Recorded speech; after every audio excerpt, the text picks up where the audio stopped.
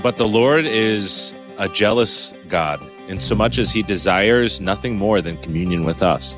Why would we think that he would only want part of our time, part of our hearts? The best of the week on Relevant Radio. There are things that we are tempted to put first, ousting God from his rightful place in our lives. Just what are these modern idols, and how do we recognize them?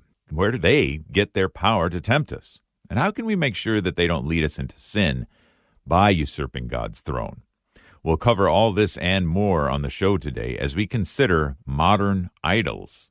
Joining us as our spiritual director today is Father John LoCoco. Father LoCoco is the parochial administrator at St. John Vianney Parish in Brookfield, Wisconsin, in the Archdiocese of Milwaukee, and he also serves as the judicial vicar for the diocese. Welcome back to the program, Father, and thanks for being with us. My pleasure. Thanks for having me. Wow, I'm really intrigued about today's topic, modern idols, Father. But I don't know, there may be some who are still constructing golden calves. Maybe. I haven't seen any. I don't know anybody who's along those ways. But so let's start off with, how would you characterize idols and idolatry, both in perhaps the Old Testament and kind of when the law was first given, all the way up to how does that translate into today, and how does idolatry affect us today? Yeah, it's a great place to start. And I think, like, anytime we look at the Ten Commandments, so easy for us to skip through any number of them, right? Oh, yeah, I don't sure. murder anyone. I haven't coveted this. And so we think idolatry. I don't have a golden calf in my bedroom, and so I must be okay. But if we think back to that moment, and I think that's the right place to start to get a real biblical sense of idolatry, it's not to the exclusion of God, right? It's to say that, you know what, I need God and I need something else. So if you think back to the encounter of the Israelites at the base of the mount and building the golden calf, the Torah tells us that after Moses' delay, their promised return to the mountain, they decided to replace him with the help of Aaron. They formed this calf. And so anxiety is really at the heart of it. And what I mean by that is it's a lack of faith and trust that God will be your ultimate security. And so anytime our heart is clinging to or relying on something that is beyond God, placing our trust and our faith in something that is not God, that's when we're sort of making an idol of something. And so that begins to open up a much broader perspective of, whoa, my phone, my calendar, my will, these ways we could just start to think about it, in which we've said, you know what, I love God, but as soon as that thing's taken from me or that control is wrestled away, I begin to sort of fade. And so I think it's always the right place to begin, is that place of what makes me feel secure. Wow. Okay. So with that kind of a definition, Father, I mean, essentially it's moved from this, like you were saying before, we can just easily skip over, I don't have any golden calves in my basement, right? To now thinking that I can't think of anyone who is not at least tempted in that direction from time to time. Yeah, you know, I mean, I remember reading a book, in fact, on idolatry, and the author began with this important image. He sort of talked about how Genesis 1 is really the place we have to begin to understand and counteract this disposition that we have to idol worship. Because as he pointed out, and I think he's quite right, God created us to be beings who image other things, right?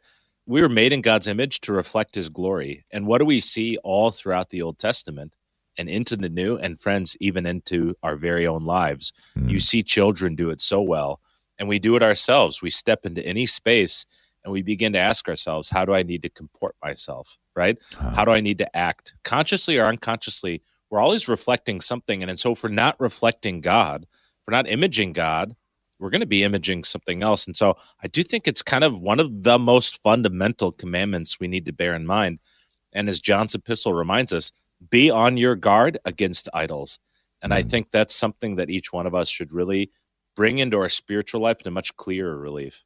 I appreciate that, Father, and I think that, well, we will in just a moment here get into some of the more popular idols nowadays amongst Western culture and what some of the things that clamor for our attention and maybe for God's rightful place in our lives.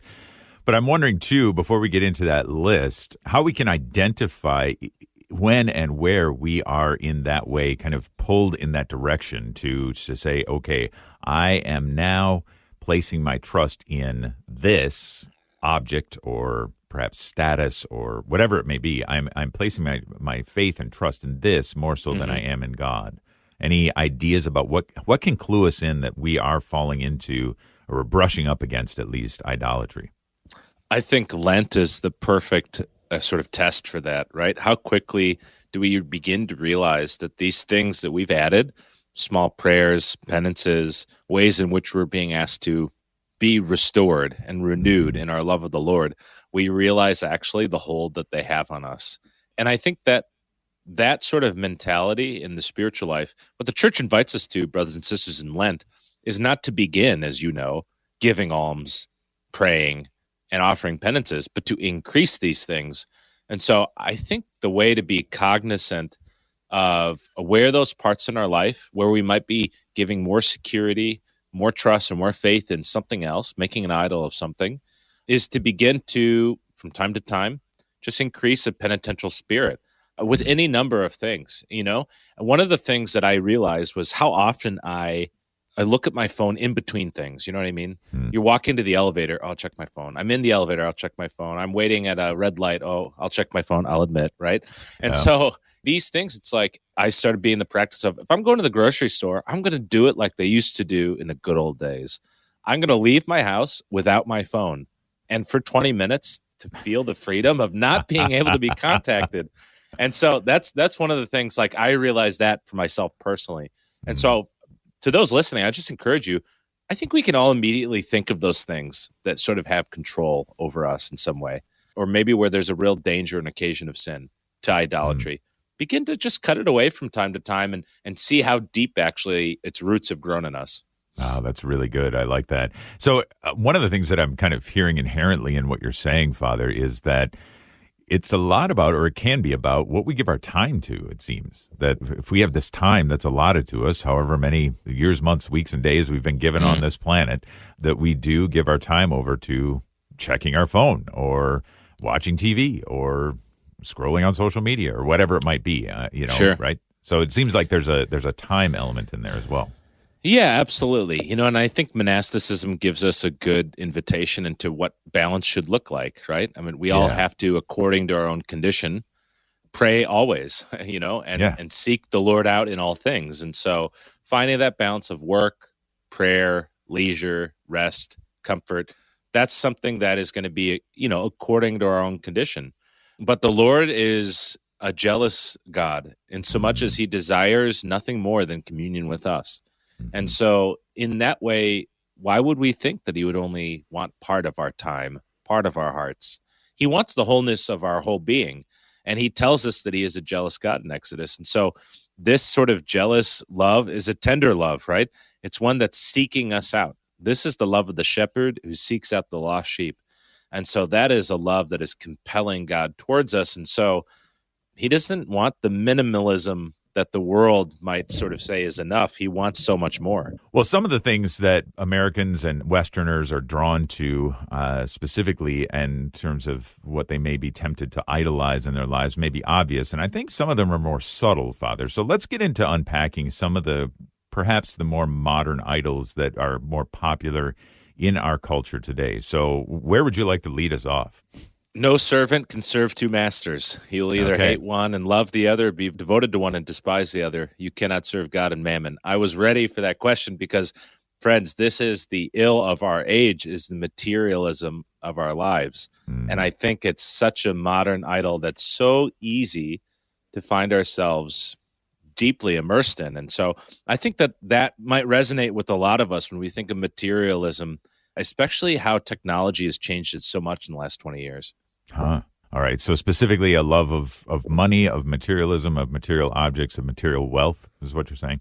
I think the consumerism of our age is just sort of incredible. I mean, you hear examples of it in so many different ways, but all you have to do is sit and look out your window and watch the fleet of Amazon trucks and UPS and things go by your house. And look, I'll admit, of course, I've ordered from these websites, right? But it's ways in which we can so easily, where do we find comfort and security, right? That's, again, like the question. Yep. I can order this at any moment.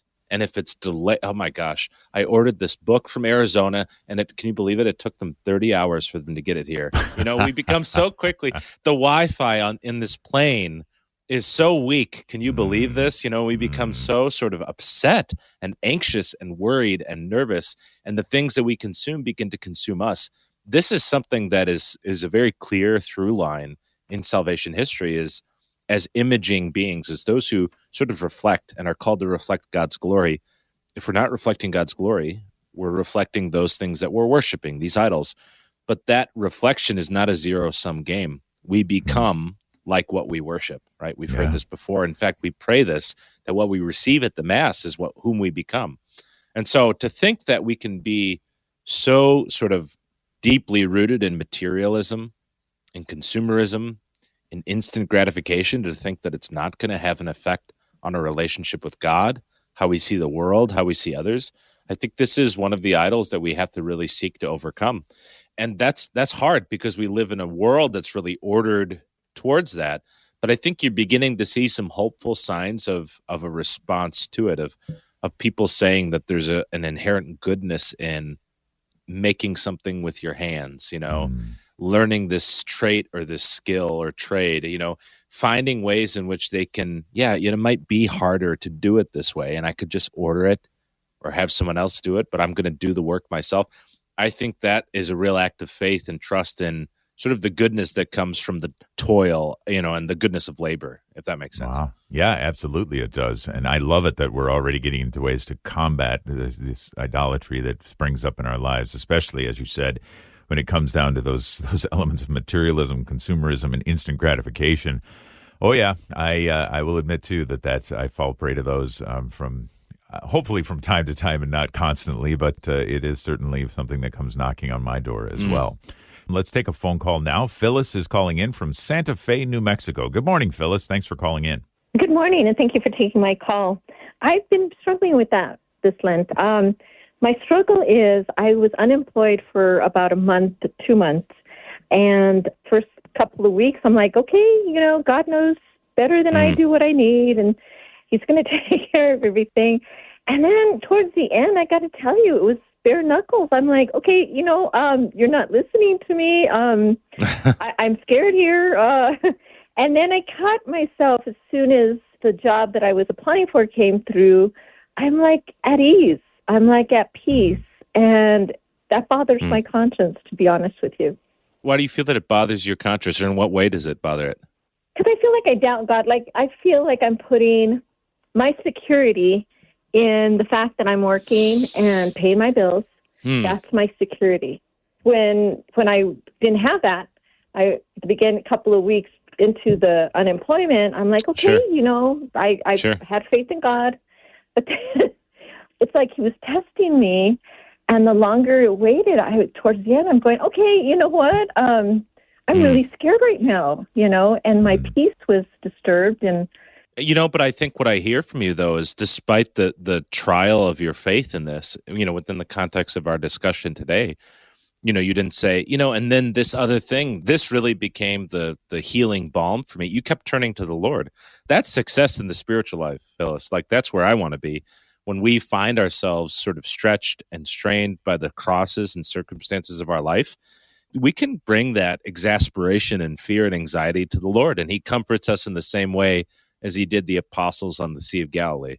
Why are you afraid? He asks them quite plainly. Like, the Lord is here. But even in those moments, like, this is the invitation all throughout Scripture in the Old and the New Testament, is the invitation into faith, and to not sort of move ourselves from that place of suffering. So it's an encouragement. I feel like you shared a success story because you struggled. That's a lot of the work of the spiritual life, is to actually stay in that place and continue to pray. One of the things, too, I'm hearing from you, Phyllis, and from your response, Father, is that, again, just because when we recognize this, just because we may be feeling some things like discomfort or agitation or even anxiety in these types of situations, that in and of itself isn't indicative of a lack of trust or in God. It just depends on what we do with those feelings. Oh, absolutely. Yeah. Couldn't have said it better than that. This entire episode of The Inner Life is on the Relevant Radio app. The Relevant Radio app is completely free and updated daily with fresh articles, podcasts, and prayers. Don't delay. Download the app today. And thanks for listening.